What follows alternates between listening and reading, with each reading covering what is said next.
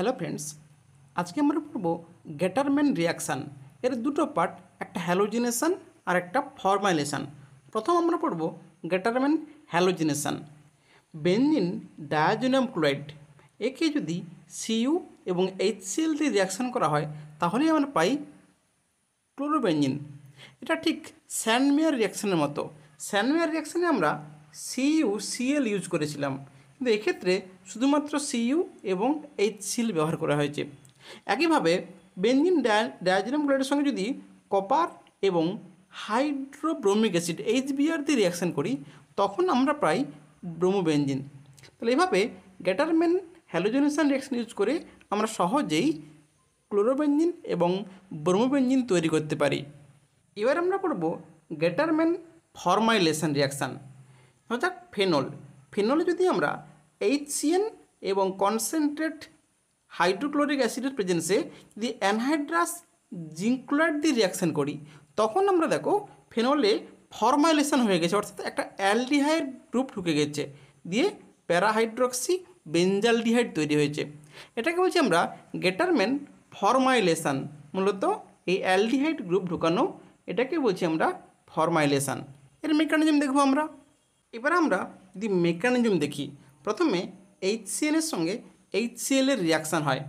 এখানে নাইট্রোজেনের lone pair দিয়ে প্রথমে H+কে অ্যাকসেপ্ট করে নেবে, তারপর Cl- এসে এই কার্বনে অ্যাটাক করবে, দিয়ে ট্রিপল বন্ডের একটা পাই বন্ড খুলে দেবে। তাহলে এটা পাচ্ছি আমরা।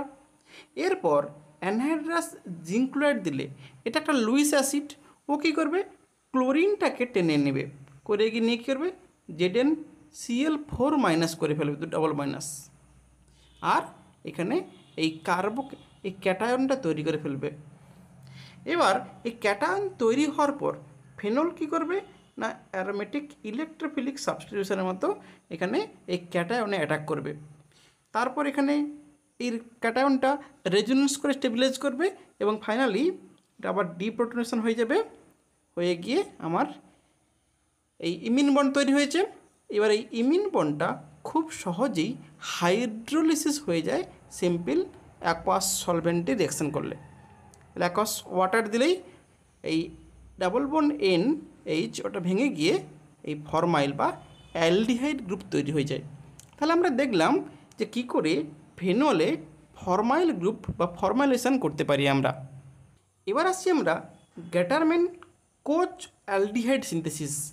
এখানে বেনজিনের সঙ্গে যদি কার্বন মনোক্সাইড এবং কনসেন্ট্রেট HCl এর প্রেজেন্সে অ্যানহাইড্রাস অ্যালুমিনিয়াম ক্লোরাইড দিয়ে রিয়াকশান করা হয় তাহলে বেনজিন থেকে আমরা পাই বেঞ্জালডিহাইড। পার্থক্য কি না, আগেরটাতে আমরা ইউজ করেছিলাম HCN, এর পরিবর্তে কী ইউজ করছি আমরা এখানে কার্বন মনোক্সাইড। তাহলে HCN এর পরিবর্তে কার্বন মনোক্সাইড। কী করে মনে রাখবো না, এই গেটারম্যান কোচ, এই যে O আছে CO, এই গেটারম্যান কোচকে এভাবে মনে রাখবো এখানে কি কার্বন মনোক্সাইড ইউজ করা হয়। সিম্পলি গেটারম্যান ফরমাইলেশনে আমরা HCN ইউজ করেছিলাম। এভাবে বেনজিন থেকে আমরা বেঞ্জালডিহাইড বানাতে পারি। এক্ষেত্রে মনে রাখতে হবে যেহেতু আমরা এই অ্যানহাইড্রাস অ্যালুমিনিয়াম ক্লোরাইড ইউজ করেছি, একটা হাইড্রোস্কোপিক একটা রিয়েজেন্ট, এক্ষেত্রে কোনো প্রোটিক সলভেন্ট বা প্রোটিক ফাংশনাল গ্রুপ থাকলে হবে না। প্রোটিক মানে কি, ধরো OH কিংবা NH কিংবা COOH, এই ধরনের কোনো ফাংশনাল গ্রুপ থাকলে আমরা কিন্তু এই গেটারম্যান কোচ অ্যালডিহাইড সিনথেসিস করতে পারবো না। কারণ ওখানে কী হবে না, এই যে অ্যালুমিনিয়াম ক্লোরাইডের সঙ্গে এই OH গুলো বা NH বা COOH বাইন্ডিং হয়ে থেকে যাবে। এবার আমরা এর গেটারম্যান কোচ রিয়াকশানের মেকানিজম দেখব। আমরা দেখতে পাচ্ছি কার্বন মনোক্সাইডে অক্সিজেনের উপর প্লাস চার্জ আছে আর কার্বনের উপর মাইনাস। এই মাইনাস এখানে H+ অ্যাকসেপ্ট করবে, তারপর Cl- ওখানে অ্যাটাক করবে, করলে আমার এই তৈরি হবে। এরপর অ্যানহাইড্রাস অ্যালুমিনিয়াম ক্লোরাইড ইউজ করলে ও কী করবে না, এখান থেকে ক্লোরিনকে টেনে নেবে, করে গিয়ে AlCl4- আর এখানে ফরমাইল ক্যাটায়ন তৈরি হবে। এবার এই ফরমাইল ক্যাটায়ন কী হয়েছে, অ্যাজ এ ইলেকট্রোফাইল হিসাবে কাজ করবে, যার ফলে বেনজিনের কী করবে এখানে অ্যারোমেটিক ইলেকট্রোফিলিক সাবস্টিটিউশনের জন্য অ্যাটাক করবে, এখানে করে এখানে এই কার্বোক্যাটায়নটা রেজোনেন্স করে স্টেবিলাইজ হবে এবং ফাইনালি একটা প্রোটন লস করে দিলেই আমরা কি পাচ্ছি বেঞ্জালডিহাইড।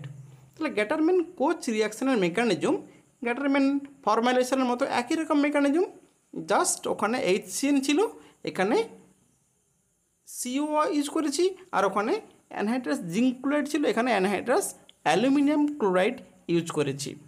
এবার আসছি আমরা গ্যাটারম্যান অ্যামাইড সিনথেসিস।